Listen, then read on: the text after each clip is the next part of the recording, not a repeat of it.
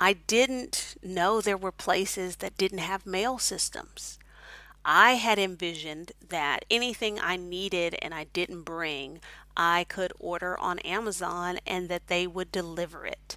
Well, there's no mail system in Honduras. Literally, they don't even use the Spanish word for mailman because they don't have them.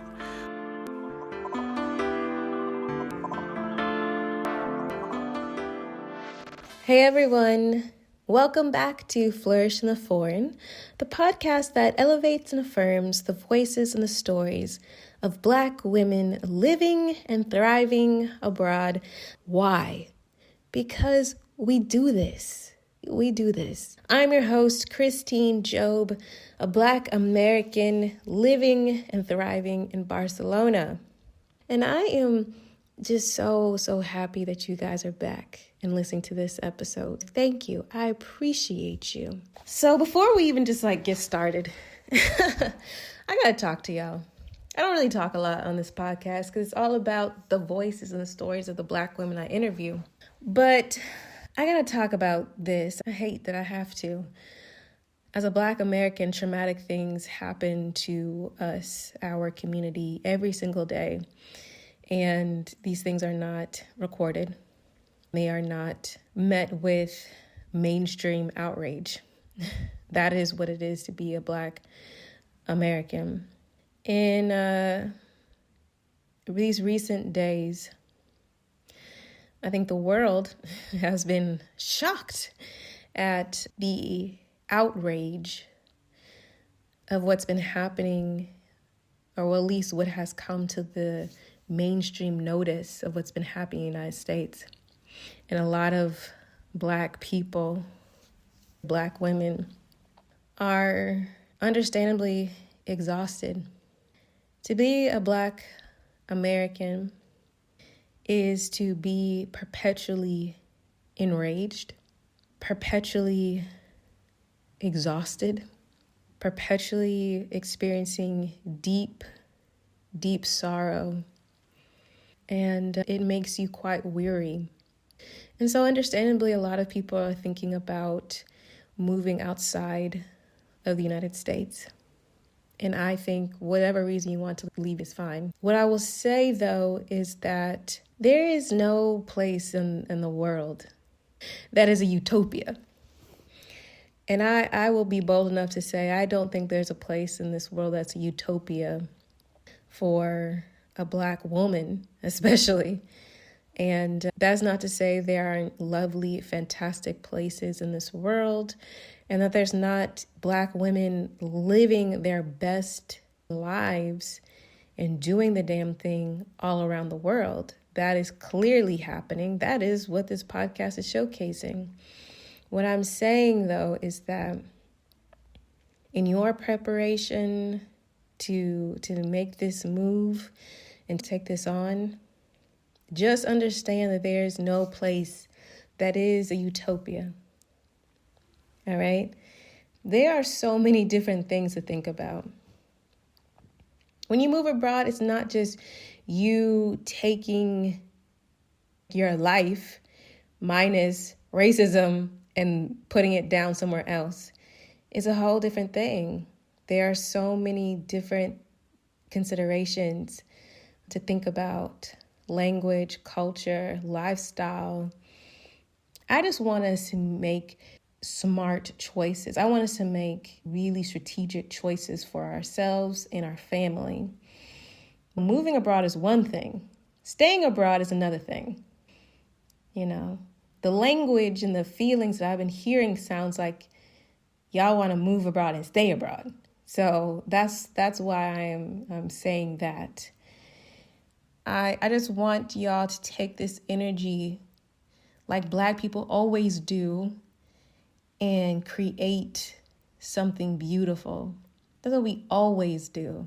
Out of treachery and ridiculousness and sadness and anger, we always create beauty.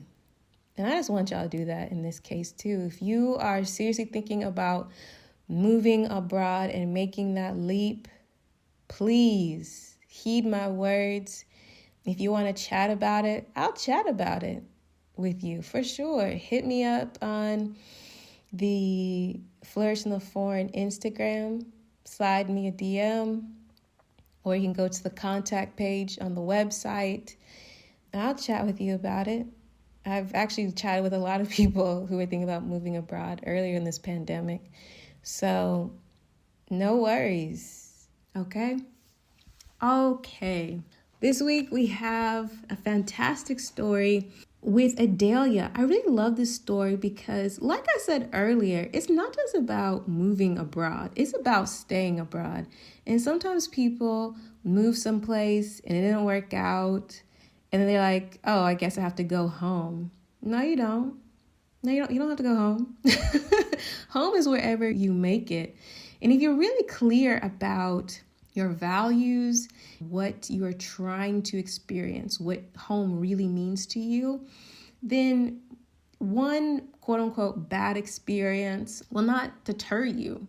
It's just information, right? That contrast is just information for you to make a better, smarter, more strategic move. And I think this story really showcases that process. Adalia's story is amazing, but I'm gonna let her tell y'all about it. My name's Adalia Aborisade. I am 45 years old. I moved abroad at age 41. I'm originally from Houston, Texas, and I currently live in Hefei, China. I've always loved maps. That was my favorite thing in elementary social studies.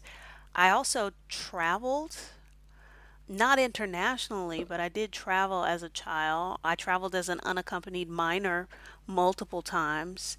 I think the idea of traveling has always been there. I had initially intended to do a study abroad program when I was in high school, but I'm an eternally practical person. I always joke that I was born middle aged. Even in high school, I kind of thought to myself, well, you can do prom and graduation and all those things, or you can miss out on those because you want to study abroad. So I figured, okay, I'll do that in college. But I got married when I was 19, when I was a sophomore in college. So it just kind of got pushed down the line to some unknown point in the future. I think in my mind, how it was going to go was that I was going to study abroad, and then that would then springboard into living abroad. And when the study abroad did not happen, I sort of adapted and found opportunities to travel abroad through work. I didn't get my passport until I was 26, and that was because I was taking a group of kids to Italy because I was a school teacher. I did a study tour in Germany that was paid for by the German government for U.S. social studies and history teachers. So I would find opportunities like that to kind of fill that desire. And then I think I really started to say, okay, how can I make this happen in my late 30s? I was newly divorced and determined that I was going to live life on my terms and no longer push the things that I wanted to the back burner. And so that obviously meant I needed to figure out how I would get abroad. I wasn't sure if I was going to do it through working or what exactly. This is kind of when being a digital nomad was just becoming a thing. I didn't know if it would be something like that. Really, the easiest way to do it was to teach abroad because I already had 19 years of teaching experience. That would be the easiest way to go. I'll pursue that. Initially, I was kind of open to the entire world, almost the entire world. There were a few places I was like, nah. But when I really thought about what do I want my new life to look like, there was this desire to learn Spanish. So I decided to focus my attention on Latin America. and there just so happened to be a job fair for schools in Latin America being hosted in Houston. I applied and I went and got a job. My first job was in Tegucigalpa, Honduras. After Adalia decided to move abroad, to take the leap finally in her life, to put herself first, I was curious as to what her family and friends thought of her decision to up and move to Honduras. The people closest to me, because, coming off of a divorce, he got the bulk of the people. So the people who were left, Team Adelia, they knew me. They knew that travel and living abroad was always a part of the plan. So for them, it was like, okay, this makes sense. My oldest daughter, I remember telling her that I was moving to Honduras, and she said, "Oh, you mean Mexico?" And I was like, "No, Honduras." She was like, "Yeah, Mexico." So that's kind of the reaction. Most people just have no concept of Honduras. And I'll admit, I didn't know a whole lot because it's a small Central American country. Outside of that, I didn't really know too much. I couldn't do a lot of the kind of research people can do if they're moving to Dubai or they're moving to Mexico or someplace like that. There just wasn't a lot of information because the expat community there is small. It's primarily limited to people who work for NGOs, people who work for the State Department or military, or you're a teacher. And then, of course, this was at a time when Honduras did not have a strong reputation for safety. Landing in Honduras was kind of like walking into the unknown. The bulk of my luggage did not make it. We had a very tight connection in San Salvador, and my luggage did not make it. Very few people spoke English. I was just kind of being flexible and rolling with it. One of the issues with Tegucigalpa and why I knew I couldn't live there long term is because I do travel quite a bit, and the airport there is very small. It's one of the top 10 most dangerous airports in the world because it's built on the side of a cliff and you have to fly down through mountains to land there. It's a whole thing. There's not a lot of international flights. It's kind of expensive to fly there. That was an issue. And the way I wanted to live life where I could easily access mass transit, I didn't want to own a car. And living in Tegucigalpa, you really needed a car. The other kind of life lesson I got was in understanding logistical infrastructure. I didn't know there were places that didn't have mail systems. I had envisioned that anything I needed and I didn't bring, I could order on Amazon and that they would deliver it. Well, there's no mail system in Honduras. Literally, they don't even use the Spanish word for mailman because they don't have them. Trying to get around was a challenge because there is no public transit. Street names are rarely used and there are no street addresses. How I would normally navigate when I travel, whereas I would put something in Google Maps and either take a bus or take the metro, that was out. I could not give the taxi driver directions somewhere because I can't say it's on this street at this number because they don't use that system. So imagine I don't speak Spanish and I'm trying to tell this person where I need to go, but I've got to describe the location of the place, but I've never been there. There were those kinds of challenges. I often refer to Honduras as being an inconvenient place to live. It wasn't a bad place to live, but a lot of the conveniences that I had grown accustomed to living in the United States simply didn't exist there. At the time, Adelia's youngest daughter was a high school student in Texas.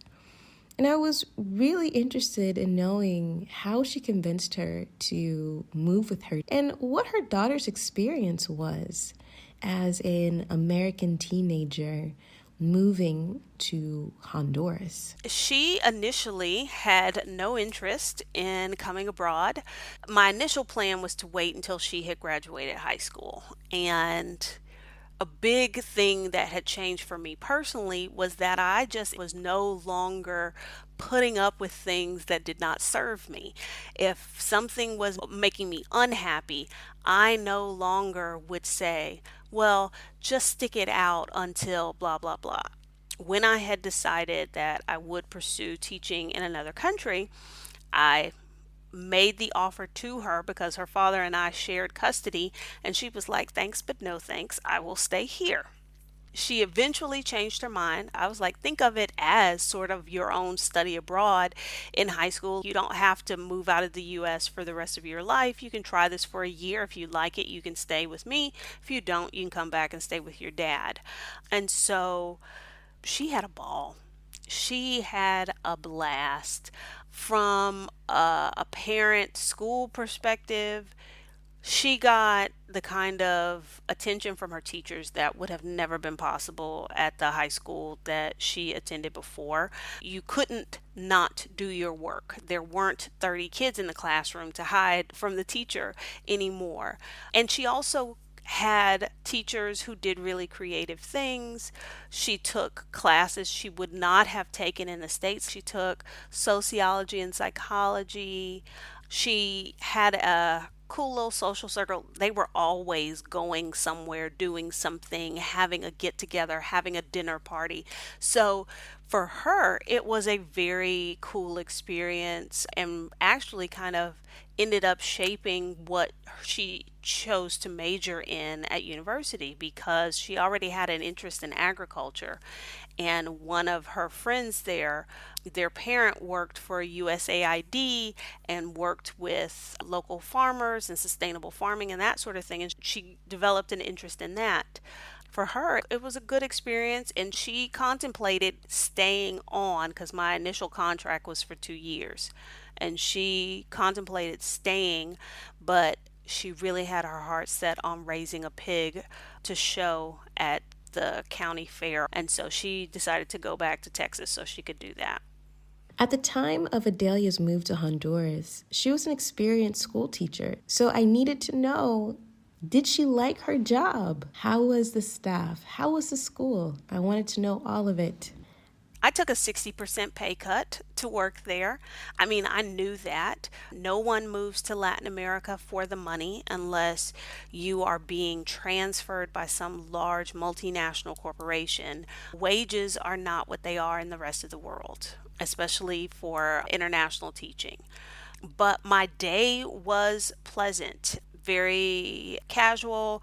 The interactions between local staff and foreign staff was good. I think partially because the school was so small. And when I say small, my daughter was a sophomore. There were 7 children in the 10th grade. So, very small school. The school provided transportation, so that was one less thing I had to try and navigate. The people the people were great. My students were great. So working there was fun. My contract was for 2 years. I was hired to be the instructional technology coordinator. It was a non-teaching position, but I did also teach one section of a AP class because I had a lot of AP experience. My position was new, and turns out that the school funding really wasn't there to support that position. So the school needed to restructure some things.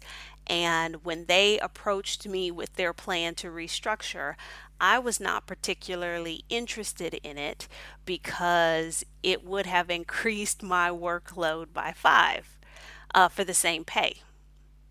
So I said no thank you to the new restructuring, and they released me because they couldn't honor my initial contract the way it was written because of their financial situation.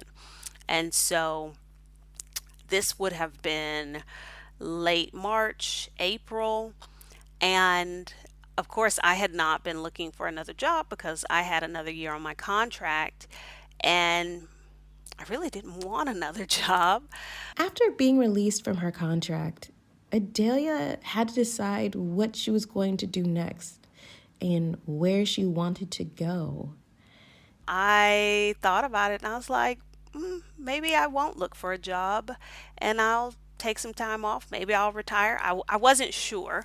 I had been country shopping for my next country after Honduras, and I had summer plans to try out a few countries, and one of those was Mexico. And so when I wasn't going to have a job, I was like, okay, we'll just turn that trip into moving to Mexico. Being there in Honduras helped me refine my list of what did I want out of a country, out of a place to live. Mexico City seemed like a really good choice. It would allow me to be a 2 hour flight away from my children in Houston, and it's a dog friendly place because I also have my dog with me. So that's kind of how I landed on it. And then when I visited that summer, I fell in love with it and was like, yep, this is the perfect place for me. I'm trying not to just gush about Mexico City, but I think the fact that I have a tendency to do that tells you that it was really the right choice for me. There's so much culture, so much to do, so much to see, so much history, incredible food. The people were great. It was the kind of place that I had always wanted to live. I could navigate it easily by myself. And really, that's what I did. When I moved to Honduras, the school found an apartment for me. They negotiated with the landlord, all of that. I had to do all of that stuff on my own. I enrolled at the university to take Spanish classes. I ended up in a roundabout way teaching a little bit of business English, and I got to meet more locals doing that. I was able to travel from Mexico City to a variety of places in Mexico and around the world. It was a really good year. It ended up sort of being a grown up gap year for me, a sabbatical, because initially I had no plans to leave. I was putting things into place to establish residency, and my intention was just to be like, okay, this is my base. I'll be here. Some things changed for me financially, and I decided, well, maybe I should go back and teach for a couple of years, stack a little bit of money, and then come back to Mexico. I ended up leaving Mexico after about a year and a few months. After an incredible stint in one of her favorite places in the world, she decides that she needs to get back on the road and continue working for at least a couple more years. And where she ends up is almost as shocking as her experience in this new place. I accepted a job in Kuwait. I'm trying not to use words like disaster and doomed, but moving to Kuwait, that was an ill-advised move. And I knew it probably was, but I strongly believe that the universe tends to unfold as it should. And the way things were unfolding, it seemed like I was supposed to take that job. The visa process, the work visa process for wealthy Middle Eastern countries is a lot different than it is in Latin America. In Latin America, or like in Honduras, where I showed up on a tourist visa and the school walked me through getting my residency in Mexico, the situation isn't that complicated, but you do have to apply outside the country. For Middle Eastern countries, it's a whole thing. You've got to have a physical, you've got to have a background check, they've got to validate your degree, all of this stuff. And they wanted me there in time for school to start, but because the visa process takes 2 months, that wasn't going to happen. On top of that, there was some holiday, I think it was Eid, so that delayed things. I arrived in Kuwait just after midnight. By 9 a.m. the next morning, I had reported to work and already knew I had made a mistake and strongly considered figuring out a way to get back to the apartment to grab my bags and just go back to the airport. And then I talked to myself and was like, well, you moved all the way over here. At least give them a chance. Kuwait is not an attractive place to live. It doesn't have any of the things that I want out of a destination. The cost of living is high. The only thing it did have going for it was its location because it would be easy to travel to other countries from there. That's kind of the thing that helped me stick around for a little while. But eventually, things got unbearable. The HR policies were punitive. They were making up HR policies that didn't exist. They were engaging in unethical behavior that I believe was probably illegal. And then they started messing with my money. Kuwait is not the most welcoming place for foreigners, which is a bit ironic given that their population is so small. They depend on foreign workers to run their country. But consistently, Kuwait is ranked as one of the least friendly countries for expats every year. The ethnic diversity and racial diversity of the foreigners there, I guess that you could say that's one of Kuwait's selling points. There were quite a few black people, black Americans even, who worked at the school where I worked. And I connected with people in the black community, and my experience was not uncommon.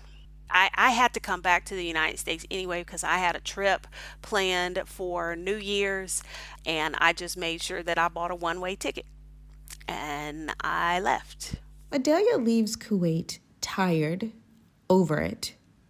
And in the midst of this unexpected uncertainty, she gets a surprising offer for her next move. Because I had taken a year off, I just was kind of like, okay, we'll pretend that this nonsense in Kuwait didn't happen, and this will just be another part of my sabbatical. I was making plans to apply at quality schools for the upcoming school year, and I figured that maybe until that came through, I would probably go back to Mexico City and just live life there until I landed a job, because staying in the United States was problematic because of the cost of living, because of the cost of health care. I can't afford to be sick in the United States. And it just so happened that as I was in transit on my trip, I was offered the position that I have now that honestly I can't actually remember applying for. I, I doubt I applied for this job because China was not on my list. It was a place I was actively trying to avoid. I had no interest in coming to China. I had visited twice, and one of those visits was extended because the high school I used to work at in Texas had a sister school program with a school in Foshan in the south of the country. And so I'd spent an extended amount of time at a Chinese high school and knew that's not where I wanted to be. But the initial job offer was for 4 months, and it was an opportunity to teach career development and career planning, which was something I kind of did with kids but not officially before. So I was intrigued by that. And I came after coming off of the debacle in Kuwait thinking like, if I get here and these people aren't right, I'm leaving immediately. That much I knew for sure. But obviously they were okay because I'm still here. China. So big, so vast. I had to know, what was her overall impression and experience in China? I have been in China for about 14 or 15 months. I got here last February. That contract went through June, and then I renewed for another year.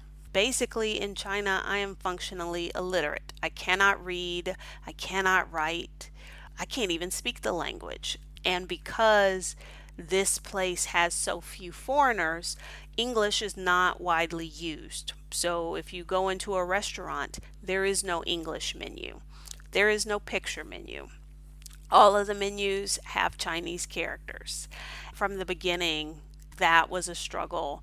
In international teaching, you get paid once a month. You get paid at the end of the month. I came at the end of February, so I had to go a month before I got paid. Fine. I had money in my American bank account. Well, here's the funny thing about that. You can't use credit cards here. Nobody uses credit cards. They all pay through their phone.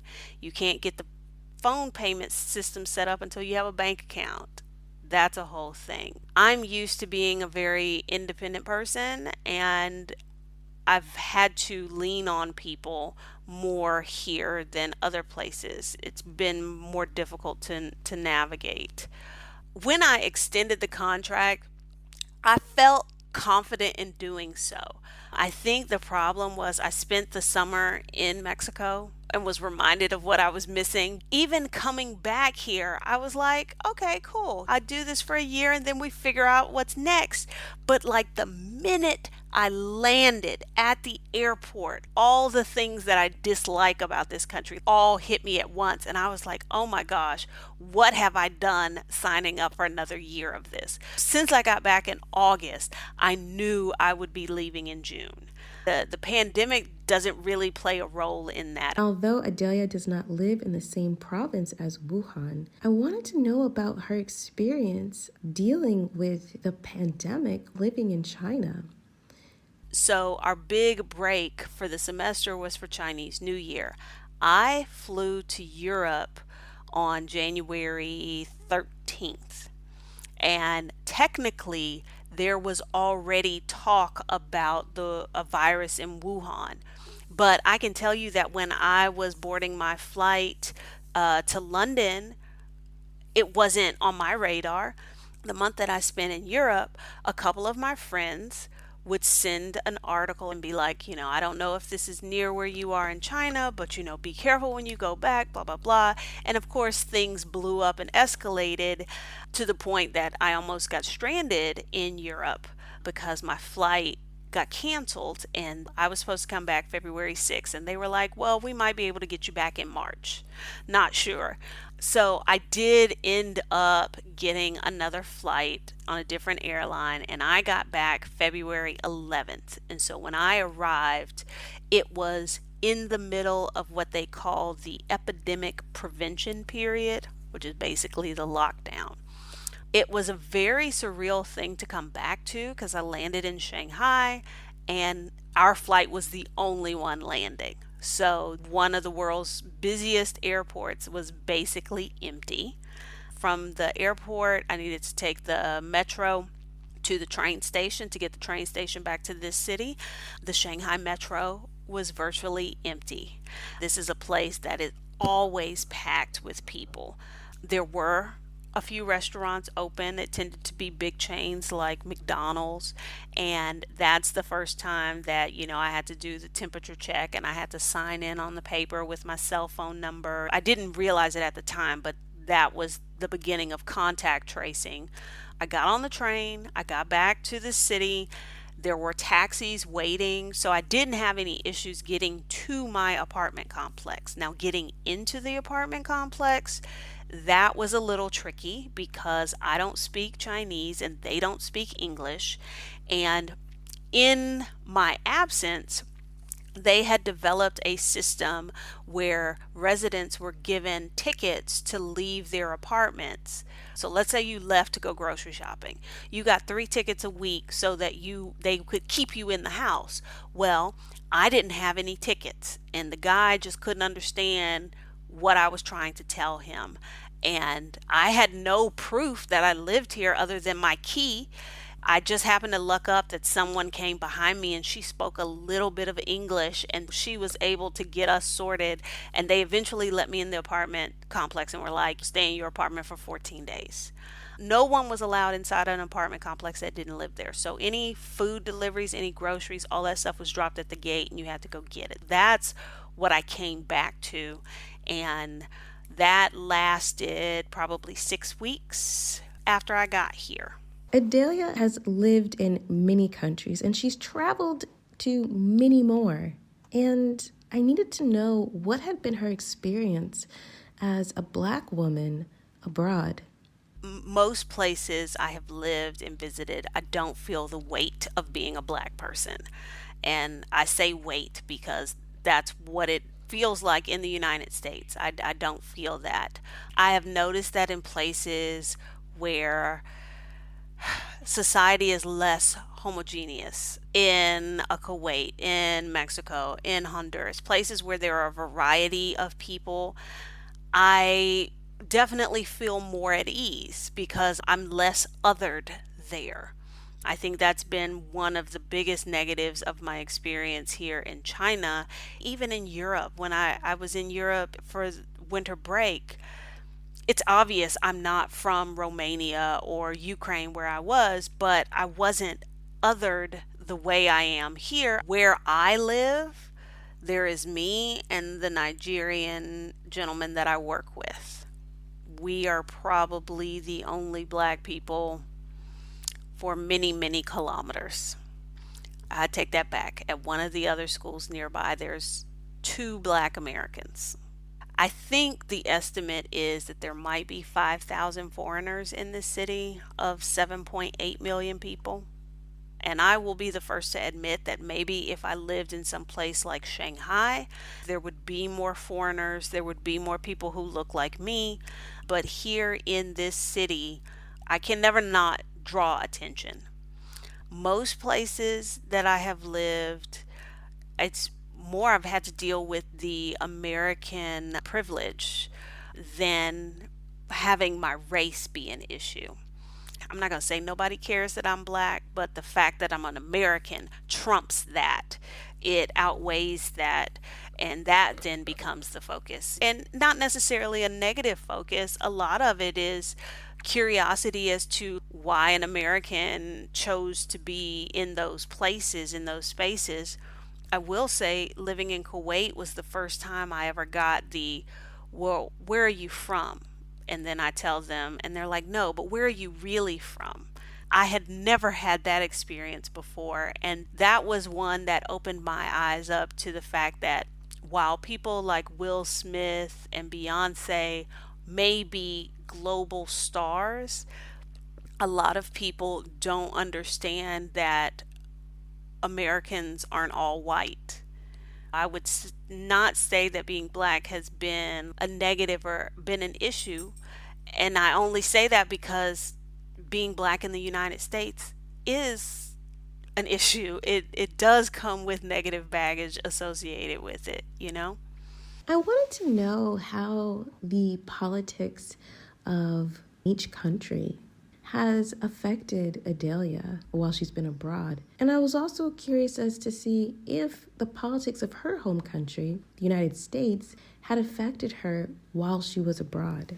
I will say that it can be frustrating at times because I can't tolerate injustice and things like that. So, having to sit on my hands and keep my mouth shut when I lived in Honduras because the government was doing janky things, that was very frustrating. But that's not my country. Legally, I'm not allowed to say anything. I'm not allowed to do anything. I'm not allowed to protest. So I can't interject in their political situation. That is a little frustrating, but I mean, I understand why I can't. Um, Here, it's the opposite. I don't want to have anything to do with local politics. I am trying my best to stay under the radar. I don't want anything that will draw their attention to me. I don't know if people realize this, but China uses exit bans. Just because you want to leave doesn't mean you can leave. They can decide, no, you're not leaving today. And they can decide to keep you for whatever reason. I'm very conscious of this being an authoritarian government and what that means and how my behavior needs to be modified.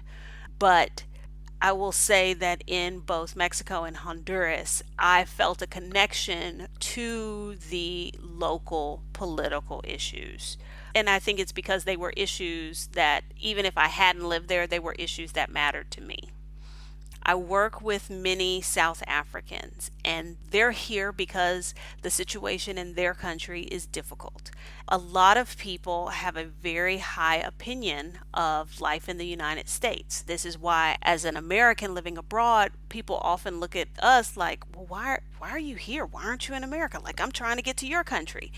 And what this current situation has exposed are all the things that I dislike about the country. The South Africans I work with are having this conversation like, can you believe the wealthiest country in the world doesn't have blah, blah, blah? And I'm like, yeah, that's why I don't live there. I asked Adalia to break down her experiences with the healthcare system of each country that she's lived and what were her general impressions of each. The healthcare system, that has been interesting. I have not yet lived in a country that has a single payer healthcare system. Every country I've lived in has kind of had a two-level system, like public hospital and private. Honduran hospitals were plagued with shortages, and that's part of bigger issues at play there. In Mexico, I could get top notch care at very reasonable prices. I did not have health insurance. When I move back, I will. In Kuwait, quality care was available.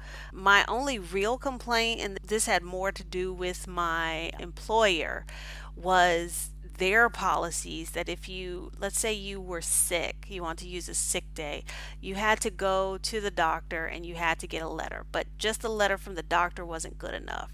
Someone at the hospital had to sign the letter to vouch for the doctor, but then somebody from the Ministry of Health had to sign the letter to vouch for the hospital and the doctor.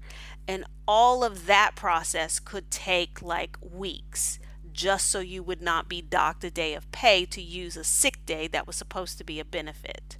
One of the things that Kuwait was in the process of doing, I don't know if they did, but they wanted to restrict access to public hospitals so that foreigners could not go. Again, that just feeds to their reputation of being unfriendly to expats.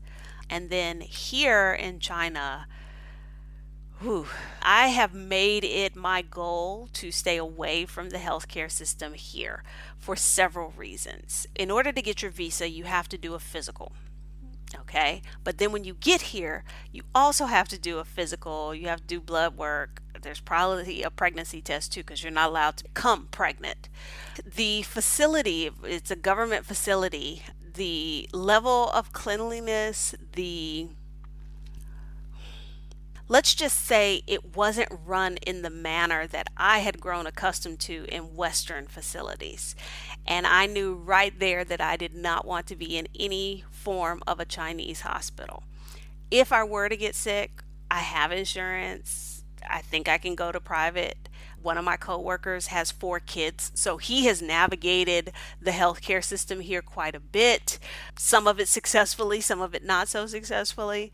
China and Honduras would probably be the lowest on my list, but for different reasons. I'm always curious about the tax implications abroad. I know, very nerdy, but also very important and something that a lot of people don't consider until Uncle Sam or whatever country's equivalent comes a knocking. So I had to ask her, how had she managed her tax obligation around the world? Well, in Honduras, it was easy because teachers don't pay taxes. In Mexico, you are only taxed on the economic activity that takes place in the country. So when I was teaching business English, because I was working for a language school, they paid my taxes. If I had been freelancing, I would have needed to pay taxes to SAT myself. And then in Kuwait, of course, they don't have an income tax. They don't need one. And here, the Chinese, they're sticklers about money laundering because they don't want people moving money offshore and them not getting their cut. My school pays my taxes, but it becomes an issue if you want to go through official channels to move your money out of the country. Let's say you want to do a bank wire. You have to provide tax documents that show you've paid taxes on the money you're trying to send out of the country. This is the first place I've ever had those kinds of issues moving money around. As far as paying my US taxes, I do that the same way I did before. I use Tax Act. It walks you through, it'll say, like, did you live abroad? And you say yes, and then it walks you through the thing. Because up to, what is it, like $105,000 of foreign earned income can be exempt from taxation as long as you meet the residency requirements. It's a formality. I don't intend to go back to the United States, but just on the off chance that I might, I don't want Uncle Sam breathing down my throat, so I make sure that I file my taxes every year. I asked Adalia what would be her advice for women wanting to not only move and live abroad, but truly thrive abroad. And she gave some really amazing dollars and cents advice. First thing you got to think about it, what are your priorities? What's important to you? Because that's where you're going to spend your money. For me, travel is a priority. However, I will downsize other areas of my life and spend less money so that I have the money I need to travel with. If it's really important that you have designer clothes, as one of my favorite finance gurus says, you can afford anything, not everything. What are the things that matter? You want to retire? When do you want to retire? If you want to retire sooner, that's going to require a much more aggressive plan with the saving and the investing to make that happen. If you're not willing to give up some creature comforts to make that happen, okay, then you got to change your timeline. For the women that want to stay abroad, here's the thing. We have no safety net. And I'm very much speaking from personal experience because as a public school teacher in Texas, I never paid into Social Security. So there is no Social Security for me. I know a lot of women go abroad. They're using the money that they make to finance their current lifestyle and maybe anticipate, I get Social Security and I can use that to retire on. Well, the more time you are out of the country, you are not contributing to Social Security, so you may not qualify for it at all, or you may not qualify for the amount you thought you would have had you continued to work in the US. If you're somebody like me, like you are a school teacher, unless you taught for a long time in the US, it is highly probable that you will not be receiving any kind of retirement benefits from the United States. So that means it's all on your shoulders, and you have to do some investing for that. The easiest thing to do, I'm all about keeping everything simple. Now, if you are somebody that's got a mind for numbers and you love research, fine, go out there, invest in individual stocks. But if you would rather spend your time doing other things, I know I would, all you need is a couple of index funds that track a large market index. You want to make it really simple, get a total stock market index fund and invest your money in that. Every month, put so much in. It can be in a normal taxable investment account, because being outside the United States, if you are exempting your foreign earned income, you can't contribute to a Roth IRA. You can't do a traditional 401k because that's pre-tax money. And if you're not working for a U.S. employer, you don't have that option. Now, if you work for a corporation, this may be different. My experience is with teaching and education. A lot of these schools will have quote unquote retirement programs, which are really just scams, or they are very, very pricey. You end up paying more than you end up making. I like to be in control of my money. That way, if it all goes down the drain, at least I know I'm the reason it went down the drain. You need to be investing in something that might be stock, that might be real estate, but a saving will not make you rich. You won't beat inflation saving money. Saving is for short-term things like that trip to Spain. That's for saving. Investing is, how am I going to live when I don't want to work anymore? I always like to tell people you need to have at least three pots of money. You need to have like your oh shit money, like I got to get up out this country right now, like I did in Kuwait. You need to have your FU money, like I'm tired of all of y'all. I'm quitting. I'm out. I don't need this job. And then you need to have like your hell yeah money. Like, oh, we're going to the south of France next weekend. And instead of thinking, do I have a credit card, blah, blah, blah. No, I got my hell yeah money. Like, hell yeah, I'm going with y'all to the south of France. Think about your money in those different pots. And how can you add to that? How can you help those pots grow? When I was still in the US, I came to the realization that the life I wanted, I could not afford to live in the United States because as a public school teacher, I didn't have the earning potential that would be necessary. I'd been married for 20 years, and the person I was married to, our money styles were not the same. So, where I might have been a much more aggressive saver and investor because I had to take somebody else into consideration. That didn't happen. I kind of felt I could have been in a better situation. The life I wanted to lead, I could not afford in the United States. That was just one more reason to go abroad. And then all of a sudden, my money could go so much further. I have always been a saver. I'm self taught for the most part when it comes to investing, although I am working on my certification in personal finance counseling. I was already thinking about financial independence, retire early, and how I could make that work. I used some of that knowledge and that planning to figure out, okay, how much longer would I need to work? Where can I live? And so I used that in my country shopping as I was doing my research and figuring out which countries might be the best ones for me. I had the idea of countries I thought might be nice. Like, for instance, I thought Switzerland. That might be a nice place. And then I researched that in order to get a retirement visa in Switzerland, you need to have an annual income of $100,000. Income, not net worth, not savings, but an income. I was like, okay, Switzerland doesn't want poor people. I can't live there. I had to adjust and figure out. And that's one of the things that makes Latin America attractive. Malaysia was another place on my list. I visited Malaysia a couple years ago and decided that I probably wouldn't want to live there. Although I lived in Houston my entire life, I have had enough heat. So, Malaysia and Thailand were both at the top of my list. And as much as I enjoy Thailand, I don't want to live in that heat all year long. Right now, like Portugal, I wouldn't mind being in Europe again for travel opportunities, the ability to have health care, but learning Portuguese might be an issue. I have residency in Mexico. So I will be returning to Mexico City when I leave here.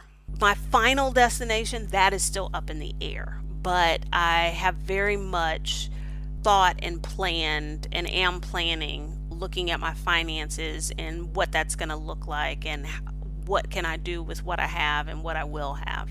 I, of course, asked Adalia about her personal definition of wellness and how her travels abroad had changed that concept of wellness for her. My definition of wellness is state of contentedness, whether you're talking about mental, physical, financial, like, hey, I'm good.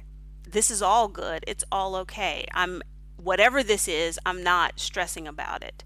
And living abroad was the last thing that freed me up completely from sort of like the rat race culture that exists in America, the consumerism and that sort of thing. For me, my wellness was impacted by living in a place where that was the focus. As I've moved abroad, I've created a life that is not centered on that, that is instead centered on experiences and exploring and pursuing the things that I enjoy. my quality of life is so much better. Somebody asked on Twitter, like, what are you afraid of? And I thought about it and I was like, I don't have that fear of anything. Oh, what if this happens or what if that? I don't have any of that. The absence of those things and that state of contentment, that for me is wellness. And I've been able to achieve that living abroad because it gave me the freedom to craft the life that I wanted, the life that fits me. Thank you so much, Adalia. Such great advice. And definitely follow Adalia's journey. I have my website, which is pickygirltravelstheworld.com. That's kind of like everything is there. I am on social media. I'm on Instagram, and there is a Facebook page. Both of those are Picky Girl Travels. If you are a black woman who likes to solo travel, I have a Facebook group called Solo Sisters. It's a network for black female solo travelers. And then I also am on Twitter, although I don't really know what the hell I'm doing on Twitter. And there it is Picky Girl with no I Travels. So it's GRL, Picky Girl Travels, on Twitter with no I. So yeah, if somebody is curious as to what shenanigans I'm up to, that's where they can find me. If you enjoyed this episode, be sure to share it. And Adalia has shared so many great tips on her travels, but particularly she had amazing advice for people who have pets, specifically a dog, and want to bring their dog abroad. I'm going to play a snippet of it now, but if you'd like to hear the entire conversation about moving your pet abroad, please be sure to subscribe to the Patreon because it'll be a bonus episode for our Patreon subscribers. Here's a short snippet. She did not get a chance to come to Kuwait because I wasn't there long enough. But yeah, she went to Honduras, she went to Mexico. She went to Mexico with me over the summer. So I flew back from China to the US. I picked up the dog. We flew to Mexico. She traveled with me in Mexico and then she came here to China.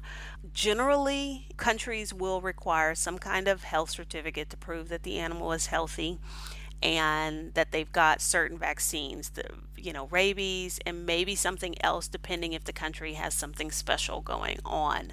Some countries require quarantine. And that is a non-negotiable for my dog. So you can become a Patreon member by going through the Flourish in the Foreign Patreon site, which is patreon.com/flourishforeign.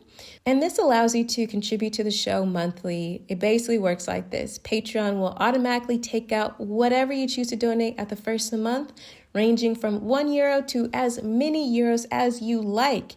And based on the level of support is the level of content that you can receive from the podcast. That includes community access at the first level, bonus episodes at the second level, and at the third level, behind the scenes content and live Q&A sessions with some of our amazing podcast guests. Please consider joining the Patreon community. And if you choose to support the podcast through Patreon, I will, of course, shout you out here on the podcast. Now, onto the non-monetary ways to support the podcast, which, of course, is equally as important. Please shout out the podcast on social media. You can tag the podcast across Instagram, Twitter, and Facebook. The handle is @FlourishForeign. Let people know what you think about the podcast, why you like it. Please review the show, give it 5 stars on Apple Podcasts, and of course, subscribe to the podcast so that when any new episode drops, you will get it automatically. If there's a blog or there's a magazine that you like, why don't you go ahead and tell them that they need to check out Flourish in the Foreign? Why don't you tell them that they need to include Flourish in the Foreign on their summer or whatever time you're listening to this podcast list? Why don't you go do that too? That will be so, so helpful. That's how you can support and show love to this podcast. Thank you, thank you, thank you. And of course, all these ways of support really helps to get the word out, right? That's the whole point, is getting the word out so that more women, more Black women can see themselves doing it abroad. That's the whole point. So thank you so, so much for your support. Thank you so much for really believing in the elevation of Black women's voices and stories, and knowing that our voices and stories need to be heard and they need to be told by us.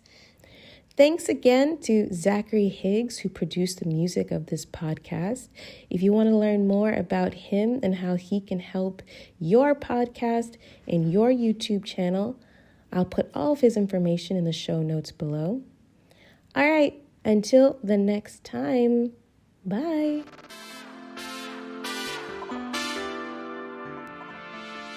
On the next episode of Flourish in the Foreign. And I think maybe if you spoke to a Canadian woman, they'll be like, what are you talking about? Like, we got swag. Your men don't have swag. They've got Drake swag, but to us, it's corny. And I don't think this is only my experience. Speaking to other friends I've met that have moved here, that is their one complaint about finding a man in this city.